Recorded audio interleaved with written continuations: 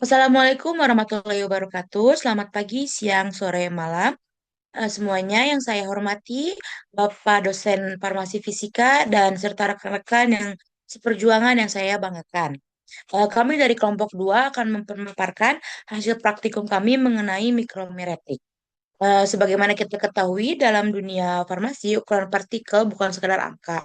Ia adalah kunci yang menentukan bagaimana sebuah obat larut mengalir di mesin cetak, hingga bagaimana efektivitasnya saat diserap oleh tubuh pasien. Pada persen kali ini, kami akan menguraikan metode penentuan ukuran partikel yang telah kami lakukan, serta bagaimana distribusi ukuran tersebut mempengaruhi karakteristik sediaan padat. Kami berharap diskusi ini dapat memperdalam pemahaman kita tentang pentingnya kontrol ukuran partikel dalam skala industri maupun laboratorium. Di sini, sebelum kita mulai, kenalkan nama saya Dwi Aulia Dari,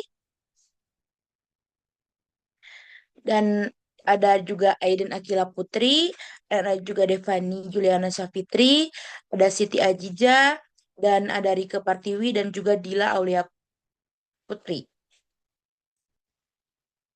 Eh, s- Pada rekan-rekan dipersilakan.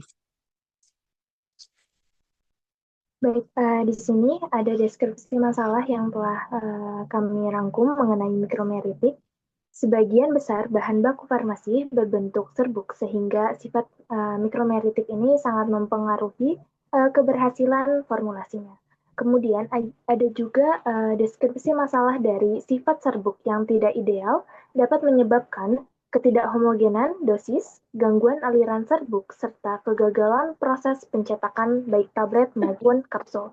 Lalu, ada juga ukuran partikel yang terlalu besar memperlambat disolusi, sedangkan partikel terlalu kecil meningkatkan kohesivitas dan penggumpalannya. Lalu ada juga distribusi ukuran yang tidak seragam memicu segregasi, campuran, dan menurunkan kualitas produk akhir. Dan yang terakhir, pada sediaan suspensi, ukuran partikel yang tidak sesuai dapat mempercepat sedimentasi dan menurunkan stabilitasnya.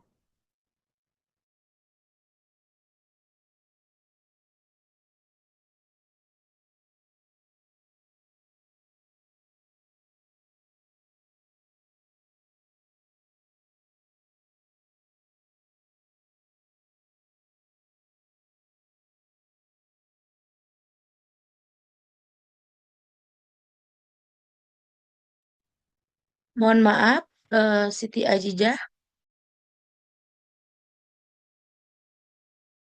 Iya, maaf. Selanjutnya, data pendukung pentingnya mikromeritik dalam farmasi. Yang pertama, sekitar 70-80% bahan baku farmasi diproses dalam bentuk serbuk atau granul pada tahap manufaktur. Lebih dari 50% masalah pada proses tableting berkaitan dengan flowability dan kompresibilitas serbuk yang buruk. Ketiga, penurunan ukuran partikel terbukti dapat meningkatkan laju disolusi hingga 2-5 kali lebih cepat tergantung sifat bahan aktif.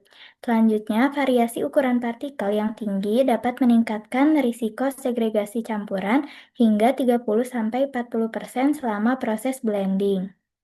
Selanjutnya, sediaan suspensi dengan ukuran partikel besar mengalami sedimentasi lebih cepat sesuai prinsip hukum Stokes. Variasi sifat mikromeritik dapat menyebabkan segregasi campuran, tablet capping atau lamination, dissolution failure, dan ketidakstabilan suspensi.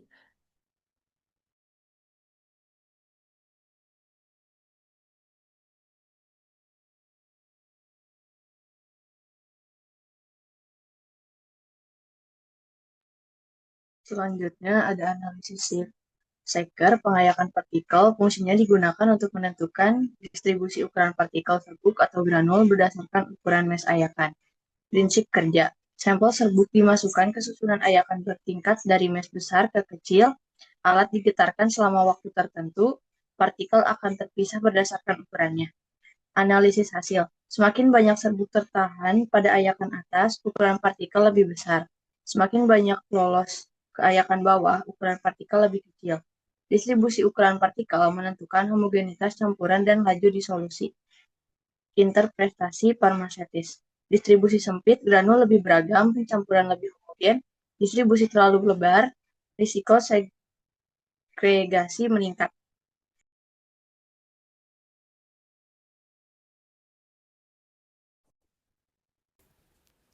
Selanjutnya ada analisis powder flow tester atau flowability test. Fungsinya yaitu mengukur kecepatan alir dan sifat alir serbuk. Prinsip kerjanya ada 3, yaitu yang pertama, serbuk dimasukkan ke dalam corong. Yang kedua, bukaan dibuka dan waktu keluarnya serbuk diukur. Yang ketiga, digunakan untuk menilai kemampuan alir serbuk. Selanjutnya ada analisis hasil. Yang pertama, waktu alir cepat, yaitu flowability baik.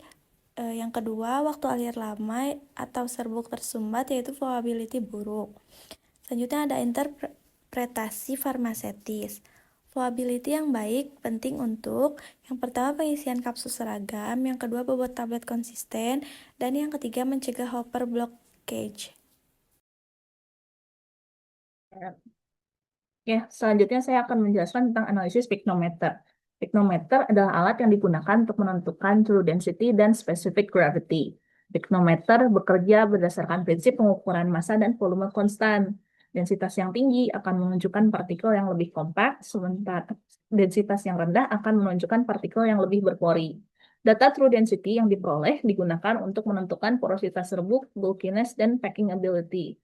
Parameter tersebut membantu memprediksi perilaku serbuk saat dikempal menjadi tablet, dicampur dalam formulasi, dan disimpan dalam kemasan. Selanjutnya, kemudian ada analisis disintegration tester. Disintegration tester digunakan untuk mengukur waktu hancur tablet atau kapsul dalam medium cair pada kondisi tertentu. Prinsip kerjanya adalah mensimulasikan kondisi lambung manusia untuk menguji ketahanan dan waktu hancur sediaan pada tablet atau kapsul.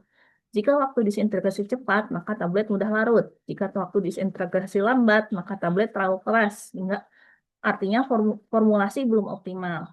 Uji ini digunakan untuk memastikan tablet dapat hancur sesuai waktu standar farmakope dan menjadi indikator penting untuk memprediksi pelepasan zat aktif dalam tubuh.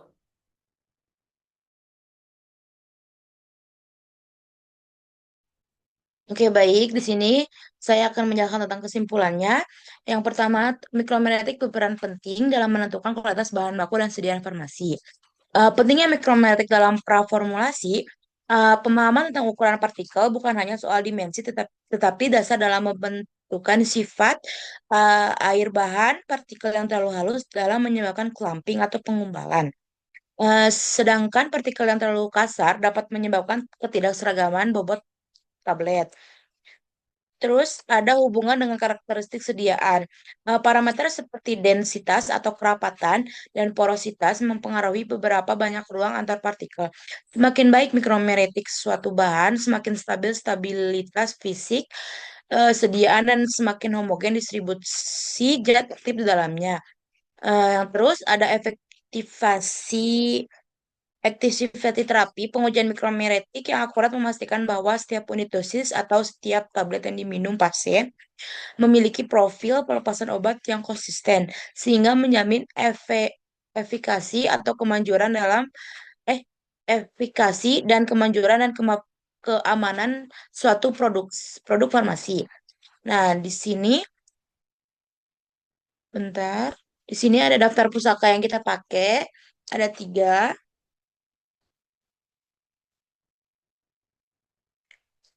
Oke, demikianlah pemaparan dari kelompok 2 mengenai hasil praktikum mikromeritik dan analisis alat uji distrigasi. Dapat kita simpulkan bersama bahwa pemahaman yang mendalam mengenai sifat fisik partikel adalah fondasi utama dalam menciptakan sediaan farmasi yang bermutu, stabil, dan efektif bagi pasien. Kami menyadari bahwa ketelitian dalam setiap tahapan, mulai dari pengukuran partikel hingga pengujian waktu hancur, adalah kunci keberhasilan seorang farmasi dalam formulasi.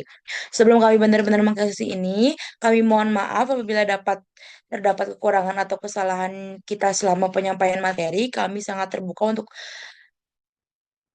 sesi pertanyaan maupun saran dan masukan dari rekan-rekan semua, serta bimbingan lebih lanjut dari Bapak dan rekan-rekan semuanya. Terima kasih atas perhatian antusias rekan-rekan semua. Wabila taufik wal hidayah. Wassalamualaikum warahmatullahi wabarakatuh.